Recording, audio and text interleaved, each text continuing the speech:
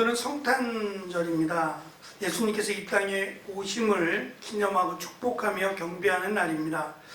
그런데 말씀을 준비하고 또 우리가 신앙생활 하면서 성경을 이렇게 찾아보면 특별히 신약 성경 중에 예수님께서 이 땅에 오심, 예수님의 탄생에 대해서 기록한 성경은 마태복음과 누가복음이 전부예요.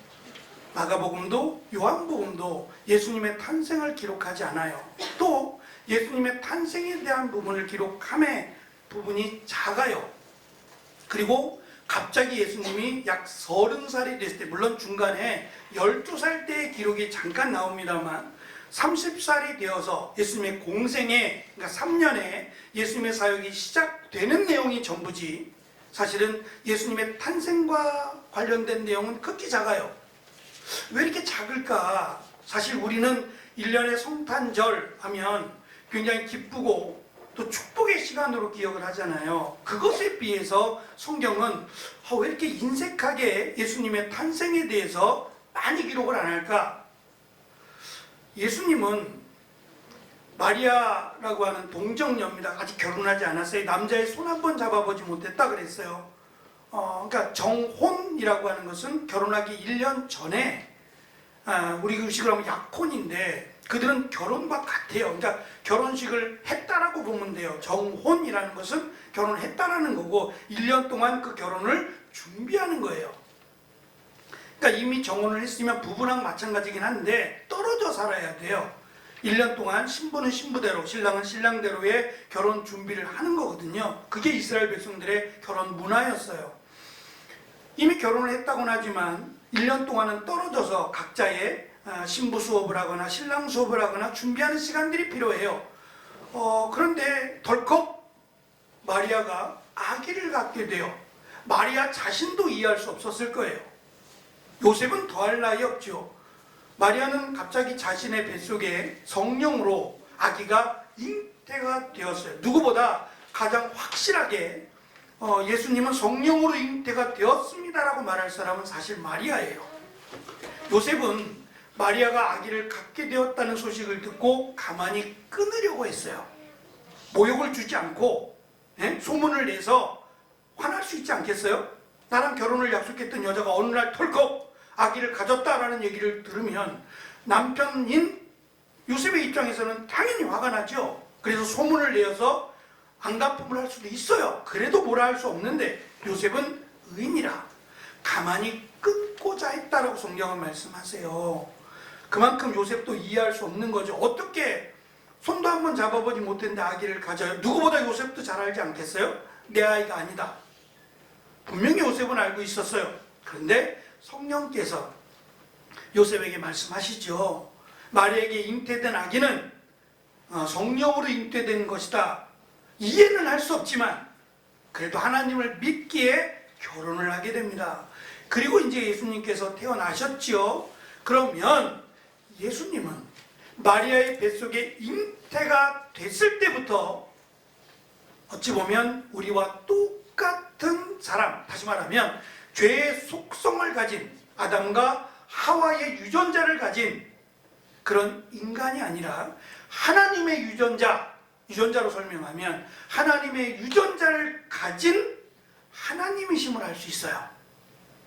지금같이 유전자 검사를 해보면 확실하지 않겠어요? 그때는 그렇게 할 수 없으니까 우리는 성경에 있는 말씀을 믿을 수밖에 없고 검사를 한들 그 검사가 우리가 할 수 있는 검사는 아닐 거예요. 그렇지만 예수님께서 인간의 육신으로 이 땅에 오신 이유는 단순히 기적을 행하시기 위함이 아니에요. 만약에 그것이 목적이면 예수님은 아기 때부터도 사람을 고칠 수 있었을 것이고 병자를 고치거나 귀신을 쫓아내는 능력이 분명히 있었을 거예요.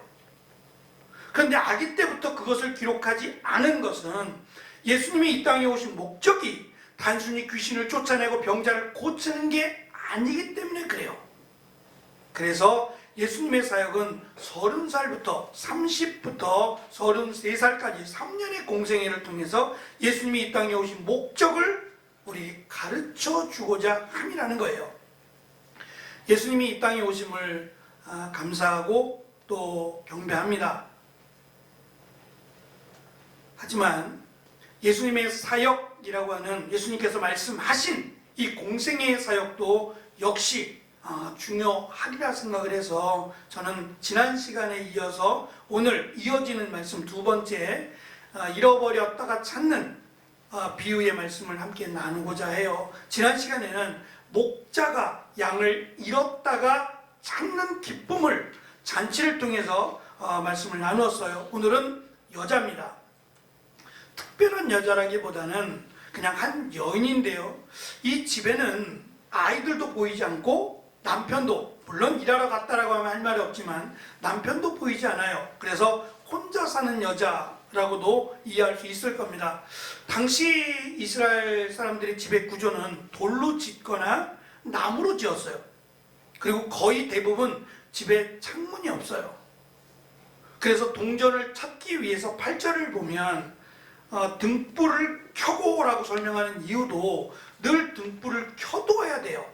집안이 어둡지 않겠어요? 창문이 없는데 어둡지 않겠어요? 낮에도 어두운데 밤에는 오죽하겠어요? 그러니까 늘 등불을 켜둬야 돼요. 나갈 때는 끄겠지만 들어와서는 등불을 켜야만 활동을 할 수 있어요. 움직일 수 있는데 하물며 지금처럼 이렇게 바닥에 장판을 바닥에 보일러를 깔거나 장판을 깔거나 마루를 놓거나 그런 게 없어요. 그냥 의자 하나 정도. 그들은 음식을 우리처럼 식탁에 앉는 게 아니라 비스듬히 누워서 음식을 먹다 보니까 침상 겸 음식을 먹는 그런 나무가 하나가 전부예요. 나머지는 다 흙바닥이었단 말입니다. 근데 이 흙바닥에서 동전을 찾는 것은 동전을 만드는 게 쉽다 그랬어요. 이걸 어떻게 찾아요? 그래서 오늘 말씀에도 보면 쓸며라고 하는 단어가 나와요. 이 흙을 다 쓸어냈다는 얘기예요. 집 안에 있는 그 흙을 다 쓸어내서 동전을 찾는 거예요.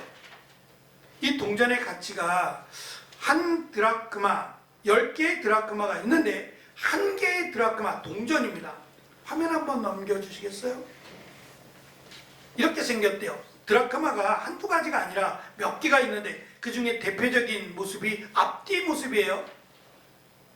당시 1세기 때 사용했던 동전 드라크마 하나짜리예요. 이렇게 생겼답니다. 은전이고요. 은으로 만들었어요. 이 가치가 하루에 일당이래요. 하루 열심히 일해서 번 거, 예를 들면 10만 원이라 그러면 이 동전 하나가 10만 원의 가치가 있어요. 그러니까 어찌 보면 적은 금액은 아니에요.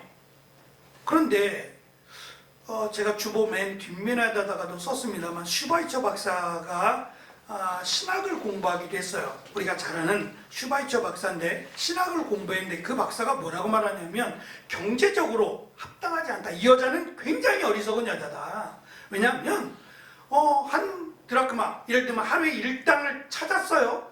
그리고 이웃과 벗을 불러놓고 잔치를 베풀면 10만 원 만들까요? 더 들겠죠. 그러니까 이건 경제적으로 굉장히 어리석은 경제적 개념이 없는 여자다라고 설명을 했어요. 지금 이 말씀은 경제적인 것을 논하자는 말씀이 아니에요. 기쁨의 가치를 논하자는 거예요. 그래서 어떤 이들은 이렇게 설명을 해요. 당시에는 결혼을 하면 예물로 동전 10개, 드라크마 동전 10개를 이렇게 구멍을 뚫어서 10개를 보통 이마에다가도 붙이는 거 가끔 보셨죠? 이슬람 여자들이 이마에다가 보석 같은 거 이렇게 하는 거 봤잖아요. 그것처럼 동전 10개에 구멍을 뚫어서 마치 목걸이처럼 이마에다가 이렇게 둘렀다는 거예요. 그런데 이거 동전 하나를 잃어버리면 못하잖아요. 이제 이걸 못하면 나는 당신과 이혼할 거야 라는 식으로 받아들였다는 거예요. 그러니까 이거를 찾아야지 결혼이 정상적으로 유지가 되지. 이거 하나 잃어버리면 이혼하자는 거 아니냐. 그래서 이 동전을 이렇게 찾아야 됐다라고 주장하기로 했어요. 근데 그것은 사실 이스라엘의 문화가 아니에요. 어디를 봐도 동전 10개를 뚫어가지고 이마에다가 동전을 둘렀다는 내용은 어디에도 없어요. 그러면 이 여인은 왜 이렇게 동전을 찾고자 했느냐? 저는 찾고자 할 수밖에 없는 마음이요. 여자에게, 혼자 사는 여자에게 굉장한 가치의 금액이에요, 사실은. 왜냐하면 제가 앞에서 말씀드린 것처럼 혼자라면 이 여자는 생활하기가 참 어려워요. 나가서 일을 한다는 것도 제한적이었고요. 하루에 일당을 한 드라크마를 받을 수가 없어요. 보통 정상적인 남자도, 열심히 일할 수 있는 건강한 남자도 한 드라크마를 못 받았어요. 그러니까 하루에 일당의 70%만 받았어요. 그럼 30%는 누가 가져가느냐? 그것을 중개한 사람, 일을 중간에서 연결해 준 사람, 우리가 성경에서는 연회장이라고 말하고 그런 중간의 역할을 하는 사람들이 30%를 떼갔어요. 그러니까 우리가 그 마태복음 18장에서 포도원의 비유거든요. 포도원 주인이 직접 시장에 나가서 일꾼들을 자기의 그 포도원에 가서 일하게 할 때에 약속을 해요. 아침 6시부터 저녁 6시까지 일하는 거예요. 12시간 일하는데 내가 한 드라크마를 주겠다 그래요. 한 데나리온을 주겠다 그러는 거예요. 그 사람이 정말입니까? 그래요. 왜냐하면 30%를 떼가지 않고 한 데나리온 전체를 다 준다는 얘기예요. 주인이니까. 그러니까 고맙습니다. 감사합니다. 그걸 가서 일했다 그랬어요. 그러니까 정상적이고 건강한 사람도 한 데나리온, 한 드라크마를 받기는 어려워요. 그런데 한 드라크마가 아닌 10드라크마가 있다는 얘기는 이 돈이 무언가의 일을 위해서, 뭐 예를 들면 결혼이라든지 이런 중요한 일들을 위해서 모아놨을 거예요. 어쩌면 이것이 이 여인의 전 재산일 수가 있어요. 그런데 그 가운데 10분의 1인 한 드라크마를 잃어버렸으니 얼마나 귀하겠어요. 부자인 사람들이야 그냥 동전 하나 잃어버렸네. 가끔씩 다니다 보면 10원짜리 동전이 이렇게 땅에서 보이기도 해요. 그럼 여러분들은 지나가다가 10원짜리 동전을 봤어요. 우와, 오늘 땡 잡았어. 이야, 오늘 횡재했네. 그리고 동전을 주울 사람 손 들어보세요. 자그마치 10원이나 되는데요. 그러면 100원이다 할게요. 100원. 10원보다 10배나 더 큰 100원입니다. 중간에 길 가다가 100원을 딱 봤어요. 이야, 오늘 횡재한 거야. 사람들이 보는데도 불구하고 100원을 서슴없이 나는 주워서 주머니에 넣을 거야. 100원인데요. 제가 깜짝 놀란 것은 요즘 그 마트 같은 데 가면 카트 있잖아요. 카트. 어떤 곳은 동전을 안 넣어도 사용할 수 있는데 어디는 꼭 동전을 넣어야 돼요. 근데 요즘은 동전을 잘 안 갖고 다니시잖아요. 거의 카드로 이렇게 하다 보면 현찰도 잘 안 갖고 다니는데 이 동전이 없어요. 그래가지고 이렇게 가서 이야기를 해주면 빌려주는 데도 있고, 안 그러면 하여튼 마련해야 돼요. 카드를 쓰려면. 근데 가끔씩 보면 동전을 안 빼가고 그냥 가세요. 횡재했죠. 그냥 저도 그냥 놔두고 가요. 다음 사람이 편하게 쓰시라고. 100원인데 말이에요. 지금 어떤 면에서는 100원의 가치가 사실 과자도 못 사요. 100원짜리를 뭐 살 수 있는 게 아무것도 없어요. 그래서 그럴 수는 있겠어요. 근데 부자인 사람들은 우리하고 좀 개념이 다를 거예요. 부자인 사람들은 100만 원 정도가 되면 큰 돈이죠.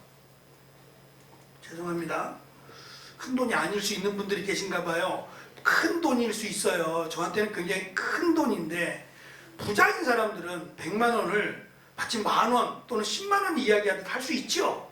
부자에게는 이 한 드라크마가 크게 뭐 그냥 잃어버리고 말지, 찾아도 없으면 에휴, 나 오늘 손해보고 끝났네 라고 할 수 있겠지만, 이 여인의 입장에서는 이거를 반드시 찾아야 되는 소중한 가치가 있단 말이에요. 이해가 되세요? 단순한 10만 원이 아니라 이 여인에게는 이 가치가 너무 크다는 거예요. 그래서 반드시 찾아야 돼요. 그 마음을 우리가 좀 가지라는 거, 이해하라는 거예요. 그 마음을. 목자에게 한 마리 양을 어디서 찾아요? 그리고 이 양이 들짐승에 의해서 잡혀 먹을 수도 있잖아요. 내가 찾아보다가 없으면 아이고, 양 한 마리 잃었네 라고 돌아올 수도 있을 거 아니에요. 목자는 안 돌아오는 거예요. 반드시 찾게 있겠다는 거예요. 양을 사랑하는 마음이 목자에 있기 때문이라는 거예요. 그것처럼 이 여인이 돈이 아까워서라기보다는 이 여인에게 있어서 돈의 가치는 그만큼 크기 때문에 포기하지 않다라는 것을 지금 강조하기 위함이에요. 또 한 가지는 누가복음은 조금 마태복음이나 마가복음과 다른데 남자 여자 이렇게 강조한다고 했죠. 목자는 남자입니다. 아버지도 당연히 남자죠. 근데 중간에 여자를 넣은 것은, 여자가 하나님 이런 의미보다는 여자를 넣은 것은 그만큼 하나님에 대한 사랑, 하나님이 우리를 사랑하신 그 마음을 여자들도 이해할 수 있게끔, 남자들도 이해할 수 있게끔 강조하기 위함이라는 거예요. 다 소중하다는 거예요. 다 소중하다는 의미에서 이렇게 남자 여자 이렇게 반복해서 강조를 하고 있다는 점을 우리는 좀 이해를 해야 됩니다. 오늘 지난 시간과 마찬가지로 오늘 말씀에도 동전을 잃었지만 동전을 찾아요. 반드시 찾으려고 하고 찾죠. 그리고 나서는 벗과 이웃을 불러서 나와 함께 즐기자라고 말하며 잔치를 베풉니다. 이것이 마치 하늘에서는 마치 잃어버렸던 하나님의 자녀를 찾은 기쁨으로 연결을 시키고 있어요. 그것이 얼마나 기쁜지, 그것이 얼마나 좋은지라고 하는 것을 우리에게 강조하려고 해요. 그것이 하나님이 우리를 향한 마음이라는 거예요. 이것을 우리가 조금이라도 엿볼 수 있는 것이, 하나님의 이 마음을 조금이라도 엿볼 수 있는 것이 사실은 부모의 마음이에요. 자녀들은 이해는 할지 모르겠어요. 이해는 할지 모르지만 부모가 돼봐야 그 마음을 아는 게 있어요. 맞습니까? 이해는 할 수 있어요. 난 부모님이 날 사랑하는 건 알아. 알죠? 지금 정자매? 알죠? 근데 그 아는 것과 내가 나중에 자식을 키우면 그땐 또 달라요. 그 부모의 사랑의 가치를 또 달리 느끼게 돼요. 저도 마찬가지였으니까. 저도 여러분 때에는 알지요.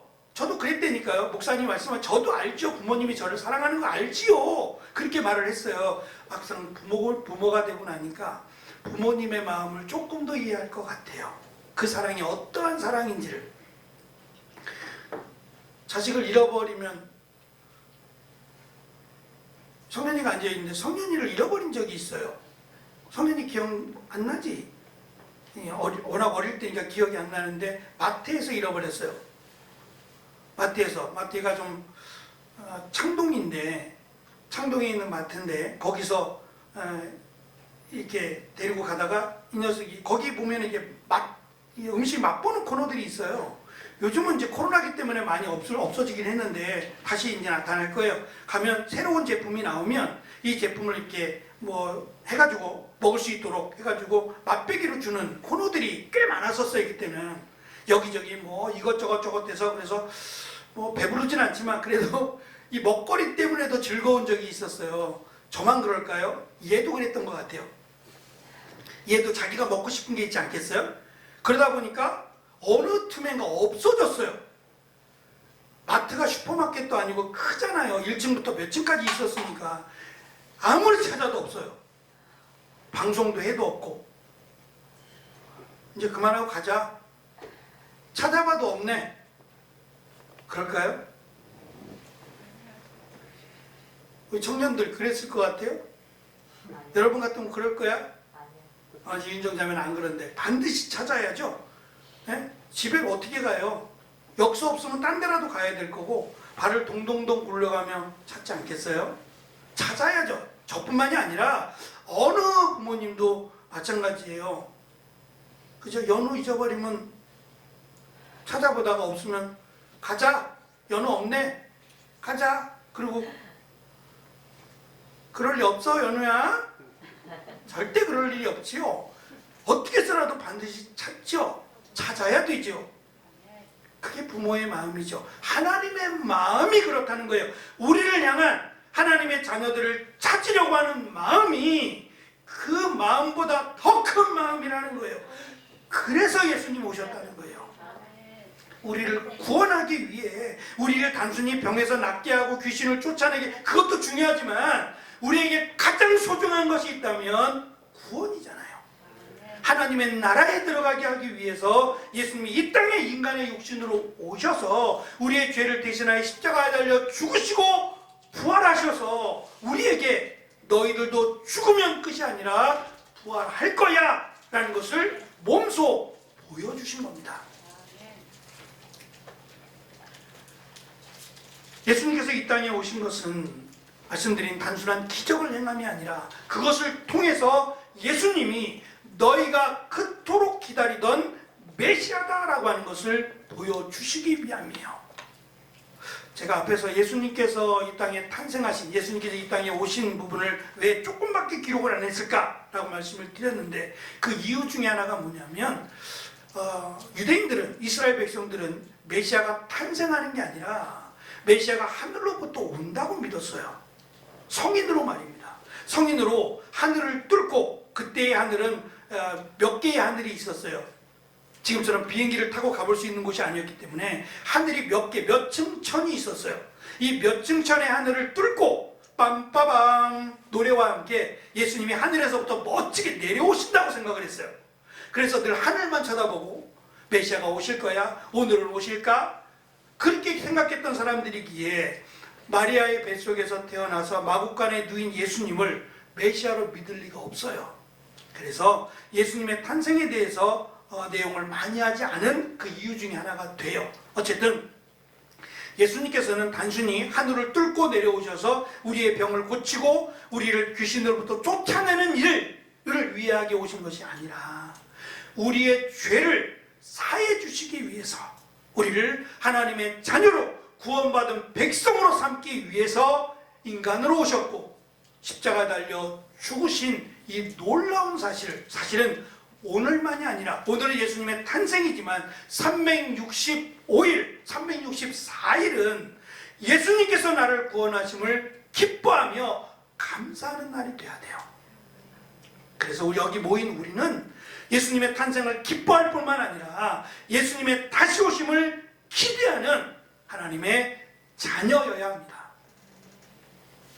그래서 남은 2022년 며칠 안 남았지만 하나님께로 나아가는, 하나님께로 더 가까이 나아가는 교회, 가정, 우리가 되기를 마지막까지 힘써 주시고 2023년 그리스도인으로 나를 세워가고 가정을 세워가고 교회를 세워가는 축복의 한 해가 되어지시기를 간절히 축원합니다. 기도하겠습니다.